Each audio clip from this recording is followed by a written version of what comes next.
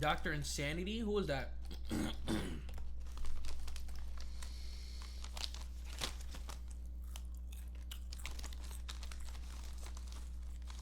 Just make sure they TOS. Sometimes they be bugging. Alright, bet. Doctor. Who's Dr. Insanity? Oh. Okay, bet.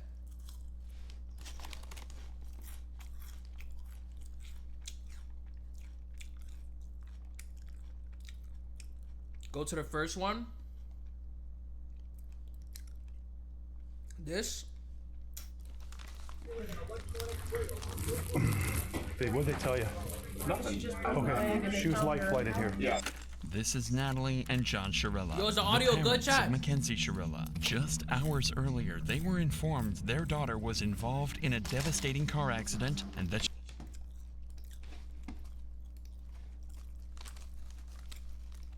If it lags my shit, I'm gonna stop it. I gotta stop it if it lags my shit. she was transported by helicopter to the nearest hospital. However, what they're about to hear from this officer would change the course of their and Mackenzie's life forever. Okay. No. You want to sit down? Oh my God. What do you say this? Progress in Alameda, car into a building. 2 are deceased in the vehicle. Daughter's driving. Who died? Mackenzie's boyfriend, Dom Russo, as well as their friend Davion, were pronounced dead after the crash, making Mackenzie the suspect of a potential double murder. However, police had their doubts. Most assumed that this was simply the result of an innocent mistake on Mackenzie's behalf. But as the investigation would progress, dark and disturbing secrets would reveal this was clearly much more than just an accident. Dom? Oh, hell no. Do not open. Like, you think I'm joking. What do you mean? You know that's exactly what I mean. You're gonna come open this door right now, or there's gonna be a serious problem. Oh yeah, she crazy. She crazy, man.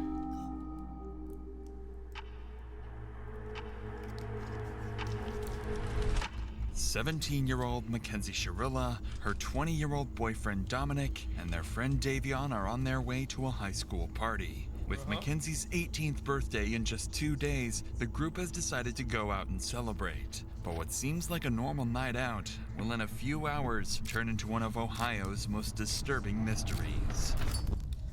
At around 2 a.m., Mackenzie and Dominic are seen smoking at the party. She fucking looks crazy, my nigga. Like, I'm not gonna lie, bro. This bitch literally look crazy. At one point, Mackenzie reportedly offers the host of the party psychedelic mushrooms. This was unlike Mackenzie, as her friends had never seen her use the substance before, let alone pass them around. At 3:30 a.m., the group leaves the party and drives to another friend's place across town. There, they hang out for a little over an hour watching South Park. By 5 a.m., Mackenzie decided it was time to go home. Strangely, she asked to drive instead of Dominic. This was unusual, but Dominic agreed. Additionally, when Davion asked for a ride, Mackenzie refused to let him in the car. After an argument, Dominic convinced her to take Davion home. All 3 of them would get in the car, sealing their own fate. At the intersection between Pearl and Progress Drive, CCTV spots the car making a turn off course from Davion's house.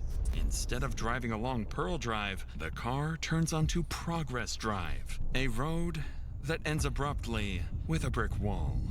CCTV would spot the car rapidly start accelerating, going from a calm 30 to over 90 miles per hour. In the very last seconds, an intense turn would take place, leading the car to narrowly avoid slamming into a tree, but it would be too late, and the car would speed into the brick wall.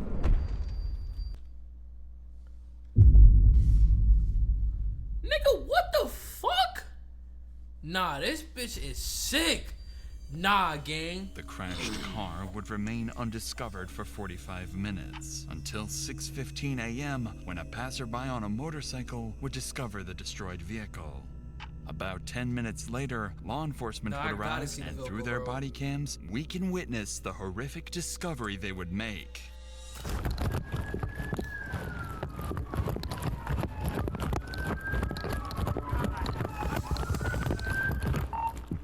No one's breathing. Bust that window out. All right. Oh my God. Who can hear my voice? Who's in here? Drivers.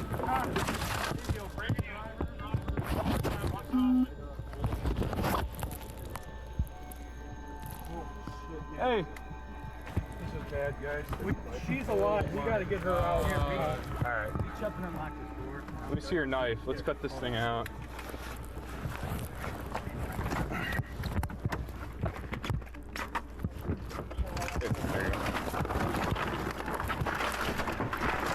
I'm not gonna lie, bro. For a bitch to crash out like this, what did that nigga do to make her so mad? I don't feel anything. I don't feel a pulse. She's breathing. I saw her stomach. Her stomach's moving. Oh yeah, yeah, Her stomach's what? Oh, her stomach's We have moving. two that are gone. yeah. Okay. Jesus Christ. This is sick. This is the worst I've ever seen. How old is Dominic Caruso? 17? 19? Rest in peace, buddy. Inside the car, officers quickly confirmed 2 victims as deceased, 20-year-old Dominic in the front passenger seat and 19-year-old Davion in the back. But one person has survived, the driver, Mackenzie Shirella. As medics and firefighters rush to tend to the victims, investigators begin trying to understand how such a devastating crash could have happened. That's when they start uncovering alarming details. It looks like they even went off the road up there. They did. But I mean, if you're hitting a building that hard, I just can't believe all the people that work up here that are up here all night long, no one heard. There ain't factory type settings, Yeah, well, and it's dark over there. that's insane though. Once they get her out, I'll go over to this building because I think there's a camera on the front of that building.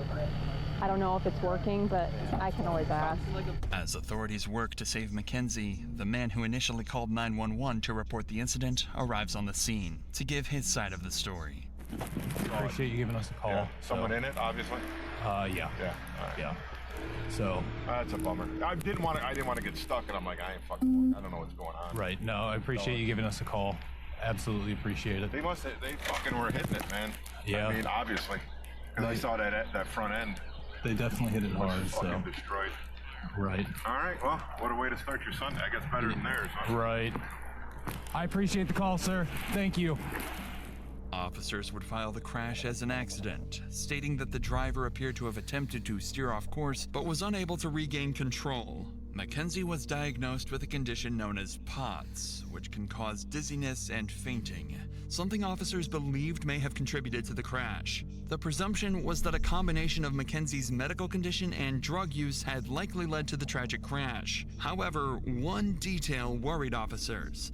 There were no signs of braking anywhere, and officers would soon begin to discover why. I've personally been told that she did voodoo on him. She was scared that she was going to make him crash. Voodoo? Nah, gang. The day before the actual What? crash. So I feel like that's what she was trying to do, was crush the Yo, car. she actually looks sick, bro. She really looks sick, bro. Like, yo, you can't just sit there and look at this girl like, yo, she looks sane. This bitch looks insane, gang. Let me stop calling her the B word, bro, because that's disrespectful. But this girl looks insane, bro. Like, As she don't police look normal. continue gathering evidence from the crash site, one officer heads to the hospital to speak with Mackenzie's parents. Nah, she is a bitch. This I'm not gonna point, lie. She all dead they ass know killed 2 is people, that bro. their daughter was in a serious accident. Oh, God, help me. What'd they tell you? Nothing. Okay, she was life flighted here. Yeah, I wouldn't know that. Okay. No. You want to sit down? Oh my God. Wait, to say this. Progress in Alameda, car into a building. 2 are deceased in the vehicle. Daughter's driving. Who died? I don't know whether, but there's one that we don't know. His name's Jacob. Does anyone know a Jacob? Dom. No, stop. Let him talk. Guys, I know, we've been dealing with this. Your daughter's okay. She's talking to us. I talked to her, okay? Your daughter's alive, okay? Your daughter's alive. She was driving the vehicle, okay? Who's that? Jacob and who? I think, what's the name you said? Dom. Might be. Oh my God. Stop. Open What's his relation to you? Okay. Yeah, then Dom was in the car. Oh my God. Are you kidding me? It's right now. It's an ongoing investigation. Speed is definitely a factor. So are drugs. Dom is dead? Dom is dead? Is that what you're saying to me? Look at me. Is Dom dead? There's no always way for me to say anything right now, man. This is a serious situation. Dom with curly. It's the same Dom. Maybe it's a different Dom. It could be a different Dom. Might be a different Dom. What's that? Does she know about their No, not at all. But we're gonna keep it that way for. Okay, she's getting worked on now. Okay. Full transparency here. There's drugs in the car. She had a bag of mushrooms on her and a scale. Full transparency, guys. I'm sorry, I'm ripping the Band-Aid off. Okay. Drugs in the car. So she was awake, but not awake. So she was like not. In and out of consciousness. Getting fully extracted from the vehicle. IFD. I know she has a severe leg injury. But like I said, she was speaking, and she had her seatbelt on. Mackenzie was the only one in the car wearing a seatbelt, which was why she was the sole survivor. If her intention had been suicide, it's unlikely she would have taken that precaution. This detail would later become important to the investigation. Yeah, that would probably saved her life. 100% saved her life. She had a seatbelt on. I don't believe the others did. Mackenzie's parents would take the news relatively well, relieved their daughter had survived. But officers now faced a much harder task, telling Dominic's parents. Remember, at this point, they didn't even know their son had been in an accident, let alone that he had passed away.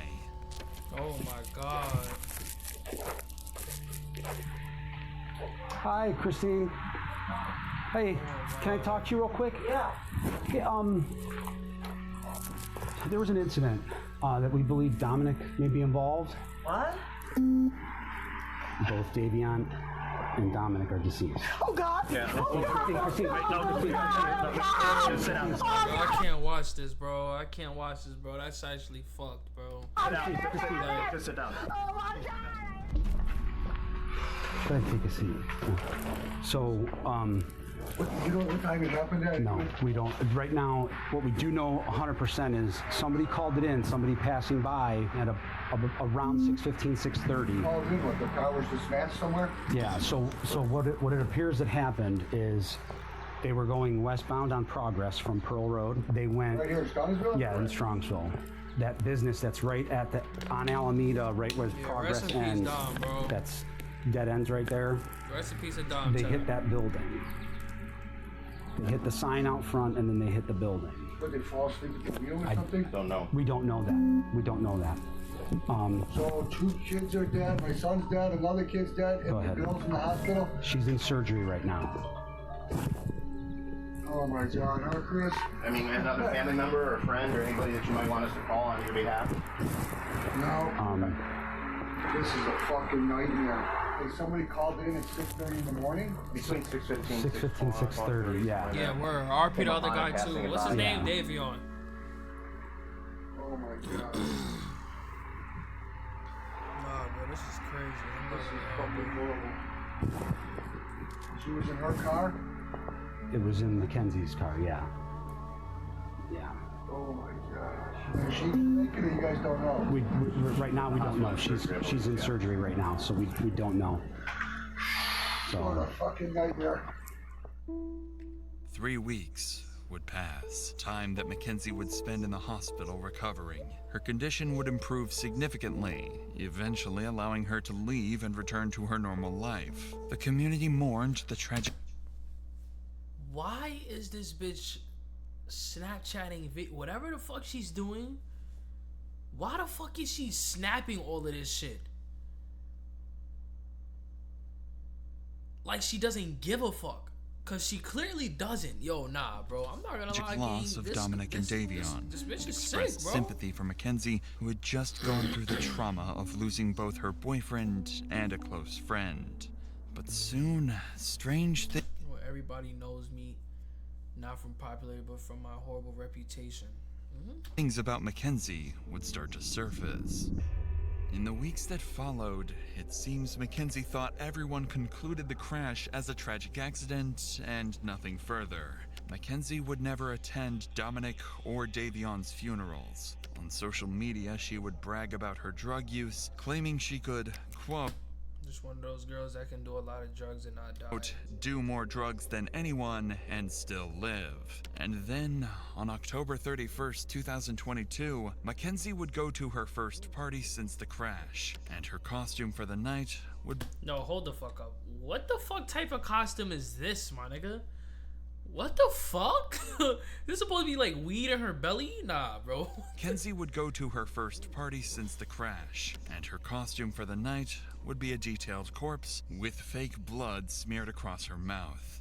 Mackenzie's parents even went public to defend her outfit, saying she, quote, deserved to have some fun after the accident. There also appeared to be a mysterious source of income. Mackenzie was 48! spending thousands of undocumented dollars on designer clothing, and she wasn't hiding it either, openly bragging about it online. 48! This bitch is the 48! But lucky for Mackenzie, this strange behavior still wasn't enough for police to launch a full investigation. However, that would all change when Dominic's family came to the police with a video taken from Dominic's phone. A clip recorded just 10 days before the crash, one that would change everything.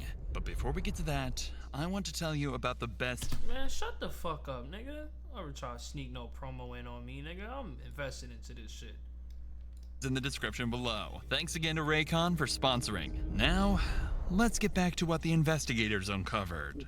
At this point, officers already had a growing list of suspicions about Mackenzie, but it would be one video submitted by Dominic's parents and filmed by Dominic himself just 10 days before the crash that would turn the entire case on its head. Usually the driver survives though. You do not open, like, you think I'm joking. You think I'm joking. Like, I'm dead ass. You're gonna come open this door right now, or there's gonna be a serious problem. This was a short snippet from a 15-minute video where Mackenzie clearly and continuously threatens Dominic. But this wasn't all. Dominic's family would show even more disturbing material, including text messages confirming she had threatened to kill Dominic. This was enough. Kaz, you fuck what you're gonna say. You threaten to end my life all the time. For officers to reopen the case, now investigating it as a planned double homicide. At this point, this is a homicide investigation, and so we are trying to show that she intentionally drove the car into the wall. Shortly after the investigation began, police would begin interviewing several of Mackenzie Chirella's friends, family members, and individuals from the community. This would prove to be very insightful. Officers would first bring Tyler, Mackenzie's former boyfriend, in. Unfortunately, his accounts would only serve to deepen their concerns. You understand, you're not under arrest. Yeah. You walk out anytime you want. We have approximately 10 questions that we wanted to ask you. How long were you guys in a relationship, you and her? Well, we were all friends in a friend group at first. I ended up dating her for a little bit, like probably over the summer. I was only dating her for probably like a month and a half or like 2 months. And then me and Dom found out that she was cheating on us basically, but it wasn't like anything official, so it wasn't no hard feelings like with whatever happened. I just kind of was like, after me and Dom found out about that, we didn't have no problems with each other or nothing, but like they were on and off, and I kept on talking to her still while they were on and off, because we were all still in the friend group and stuff. So, and then we kind of just like stopped being intimate, you know what I'm saying? We were just friends. So, describe the relationship. What was she like as your girlfriend? Like, I didn't really have much with her relationship-wise because we didn't date that long, but like friend-wise, like she was crazy. Like she like mentally just not all there? I mean, yeah, I don't think she's just mentally all there. Like, I personally feel like she was trying to kill herself in that crash, and she failed on doing so. Why did Dom put up with this? Do you know? I've personally been told that she did voodoo on him. She has told people that she's put a spell on him so that he couldn't break up with her, that she had like grabbed a piece of his hair, and that she had a doll in her room for Dom. and that she had literally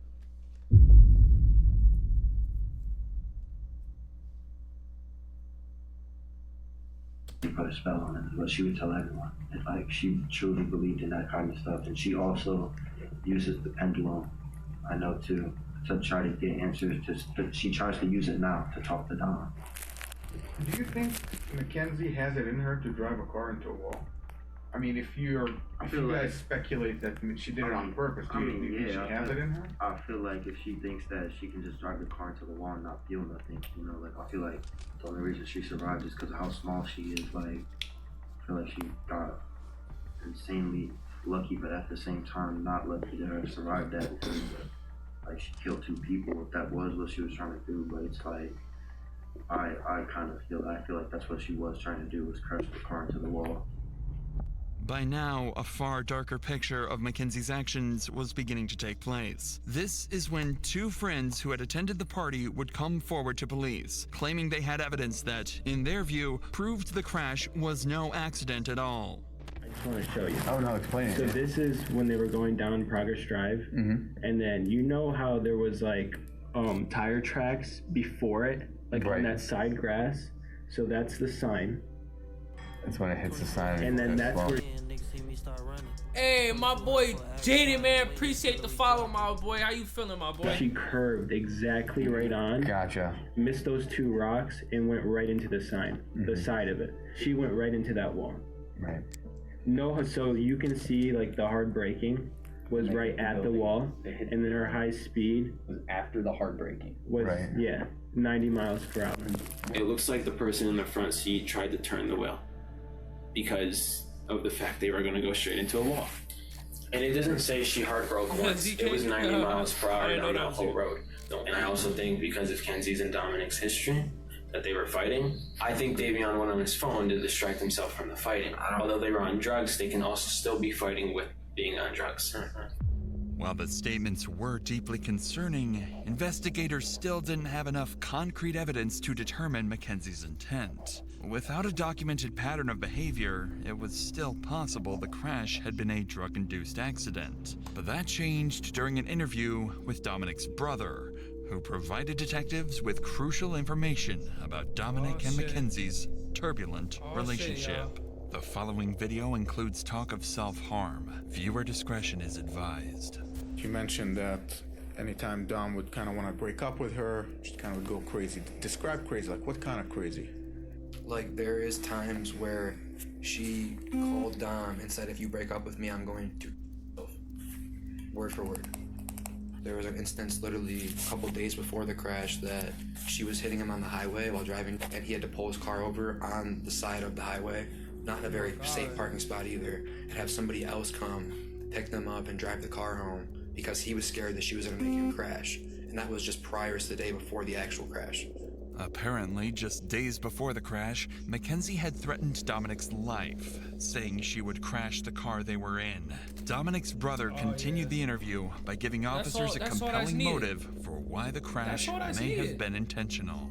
If you're going 94 miles an hour, you don't have a very fast car to begin with. You were stomping that gas pretty much that whole entire time. There's no brake marks on the street at all. Even before the hit, you would think that some type of instinct would kick in and slam on the brakes.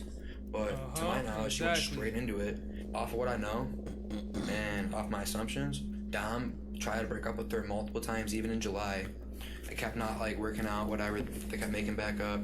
Kenzie's known to be the kind of person that she's let us know she will never let go of Dom. And if she has to let go of Dom, she will not go on living herself. She's pretty much let that be known.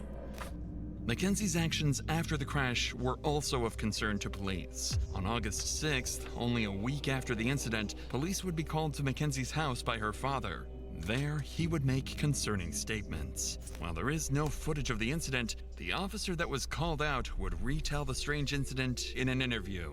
Sarge, I want to ask you first about August 6th. If you recall, that's the day you guys were dispatched to Mackenzie Shirilla room. Can you tell me about that day? So we were dispatched up to the room for a disturbance. Once we arrived up on the room, she was upset with her dad. We asked the dad to step out, and we're trying to calm him down, and he's like, you guys probably know who I am. At one point in the conversation, he's like, I feel like my daughter needs a psych evaluation. And he's like, you know, because like, you know, she's not, you know, thinking clearly, and word for word what he said, like I don't recall every word that he said. He was pretty hysterical, he was pretty upset. She was upset with her dad because like she wanted the lady to go to the funerals. During this interaction, it became clear that Mackenzie was deeply upset with her father. Despite creating a shrine for Dominic, regularly posting on his Facebook memorial page, and wearing his clothes, her father hadn't allowed her to attend Dominic's funeral. It appeared that Mackenzie was truly mourning his death. But around this time, police managed to gain access to her phone. What they uncovered didn't just explain her mysterious source of income, it also hinted at something far more disturbing. After decrypting Mackenzie's phone, investigators discovered several photos of her posing with large sums of cash, despite having no documented job or known source of legitimate income. They also found fake IDs, seemingly intended to help her pass as an adult. But most concerning was a Snapchat conversation dated July 22nd, 2022, in which Mackenzie quoted $1,000 for pictures and...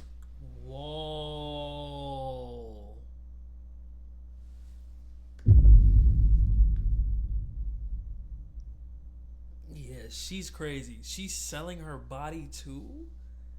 Can we do this or what? 4 bands? You got 4 straps of ones, LOL. What? You got 4 straps of ones? $1,000. You finger that cat for me, and while I'm doing it, then yeah, I am down. Send 1,000. We can link anything you want for 2,500. You get cash money in person. No fucking way. I send you anything up front, especially 1K. So LOL. So let me know when and where you want to do it. She was selling her body too.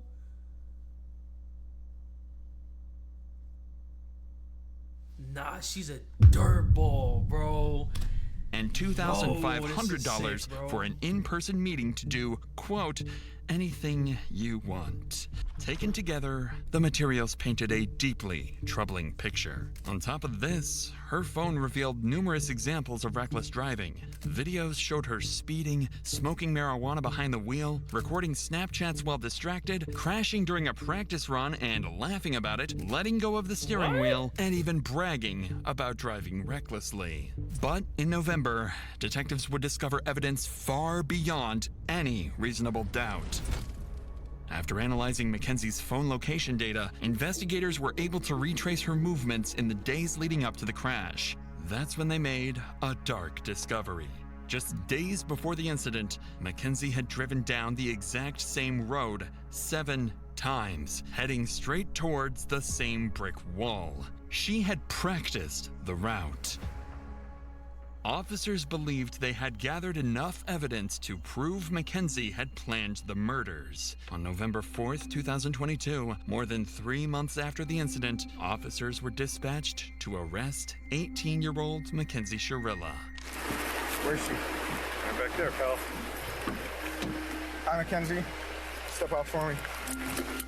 I'm Detective Jesus. I'm the one who's been investigating the crash. You're under arrest for aggravated murder ×2, okay? Nobody's gonna ask you any questions. Nobody's gonna bother you. Can I have your key, please? Could you please be careful taking this one off so it doesn't break the bracelet, please? You got it. You got it.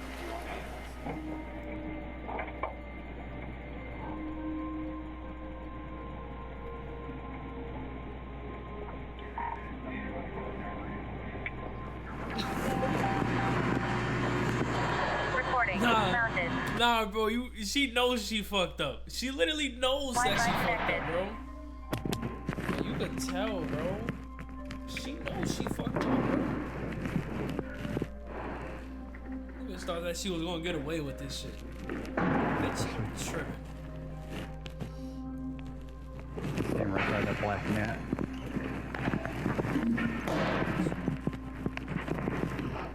What's your first name? She went down the road 7 times. Motherfucker practiced the crash. Nah, practicing? Nah, bro. Nah, that's okay, Mackenzie, I'm gonna take your handcuffs off. I need like all the jewelry and everything from off, okay? I can't wear any of it. No, I need you to take it off while you're in the jail right now. Mackenzie's parents would soon find out about her arrest she and looks like immediately drive Smeagol. to the police station and desperately confront the police. But it would all be too She late. looks like Smeagol from Lord of the Rings. Because you guys aren't allowed to speak to her at all. That's from the lawyer. All you guys did this on the weekend is just, well, you all you do is go, hey, there's a warrant for her. We would have brought her right down here with no problem. She hit it. Unbelievable. I mean, she's 18. So the warrant was issued today, so Well, you could have made a phone call, couldn't you? You had your creeper out in front of my yard watching. So, she can't take any, she's an adult, she can't take any phone calls right now. Okay, well, I still need to speak to my daughter, so she understands whatever, not to say anything to you guys. I Whatever mean, was- if you had to roll out the whole mass to pick up an 18-year-old girl who can hardly walk out of a hospital visit, it's just beyond me. So we follow the law, and that's what we're doing today? Am I gonna be allowed to? No, we follow the law. That's what we're doing today. Why doesn't she get a phone call? If you arrest her, why don't she get a phone call? She was just brought in. They're going to process her. As soon as they get the time for her to make a phone call, she will be able to make a phone call. She's a lawyer, she does have a lawyer. She is 18 years old and she could speak Yeah, that. but she's a dumb 18-year-old that just turned 18. Well- And these guys are gonna take advantage of her. She's not allowed to speak to you guys. I'm telling you Listen, that her from attorney lawyer. can call us. Don't ask her any questions. She's not allowed to speak to you. Her parents don't want Mackenzie to talk and demand a lawyer is present. Mackenzie is going to need that lawyer, as she's going to have to face the consequences of her actions in a court of law. She's tried as an adult and decides not to be tried by jury, leaving her fate to a judge. Despite the defense's claims that she lost consciousness, the evidence against her proves this claim was a lie, and the prosecution believes she crashed the car as an easy way out of the relationship. The judge agreed, and on August 14th, 2023, Mackenzie's fate was finally sealed. This is the type of evidence you can never unsee. You can never forget the visual or audio of this exhibit. It was chilling and tragic. As you review that exhibit, you know that you are watching the oncoming deaths of two people, and there is nothing that will stop it. Exhibit 802 crystallizes the deadly decision-making of the defendant. She morphs from a responsible driver to literal hell on wheels as she makes her way down. She knows she's cooked. She knows she's cooked. Yo, nah, I'm fucking crying right now. She dead ass knows she's cooked. Yo, she dead ass knows she cooked. This bitch mouth, oh my god. The mission was death. Yo. Mackenzie alone decided to push the pedal to the floor and demand the ultimate speed of that vehicle to 90 to 100 miles per hour. Mackenzie decided death was the ultimate goal that day, and she alone made that decision for Dominic and Davion, and she continuously acted in a manner to achieve her purpose. In the early morning hours of July 31st, 2022, her purpose was to kill Dominic Russo and Davion Flanagan. Her actions were controlled, methodical, deliberate, intentional, and purposeful. This was not reckless driving. This was murder. On August 14th, Mackenzie was found guilty on 4 counts of murder, 4 counts of felonious assault, 2 counts of aggravated vehicular homicide, 1 count of drug possession, and 1 count of possessing criminal tools. She's facing 15 years to life and is currently being held in the Ohio Reformatory for Women. Her first opportunity for parole will come in October of 2037. Damn! Bitch, you ain't getting out. She is not getting out, y'all. She is not getting out. Yo, nah, I'm fucking crying, bro, because she knew she was cooked. Yo, she mouth. Oh, my God. Yo, she mouth. Oh, my God. She knew that shit was coming, bro. She knew that shit was coming. Dr. Insanity got a sub for me. That's the time I actually sat through a video and was invested on stream watching this shit. That's the first time. Literally, that's the first time. I'm not gonna lie, bro. I'm not gonna lie, bro. She's crazy.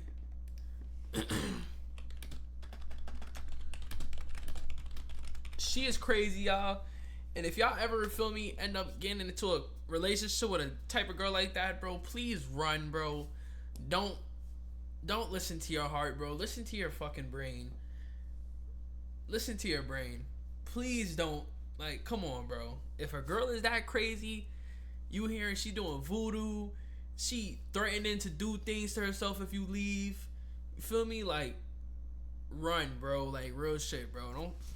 Come on, bro.